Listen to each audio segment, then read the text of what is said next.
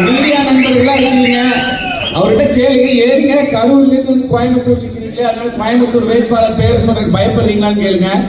கரூர்ல நின்னா டெபாசிட் கூட கிடைக்காது, உள்ளூர்காரருக்கு உண்மை தெரியும்.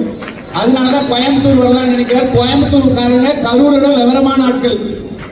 இன்னொரு வாட்ஸ்அப் செய்தி சமூக வலைதளத்தில் படிச்சா எந்த அளவு எனக்கு உண்மைன்னு தெரியல. நேத்தா படிச்ச எனக்கே ஒரு சிந்தனை, என்னடா இப்படி ஒரு செய்தி வந்திருக்கேன். ஏன்னா ஒரு கரூர்காரர் ஜெயில இருக்கிறாரு, அந்த கரூர்காரர் ஜெயில இருந்து வரணும்னா இங்க ஒரு கரூர்காரர் ஜெயிக்க வைக்கணும்.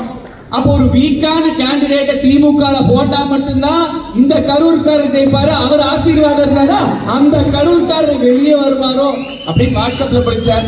உண்மை என்னங்கிறது நமக்கு தெரியாது.